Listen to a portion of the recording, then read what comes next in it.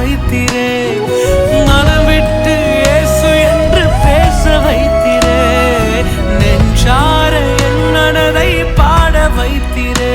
என் வாழ்வினில் இது மட்டுமா கனவாய் விளங்கும் ஏகம் அனைத்தும் நினைவாகும் ஒரு நாள் வருமே. அந்நாள் எனக்காய் நீ தரும் அனைத்தும் உலகம் கண்டு வியந்திடுமே.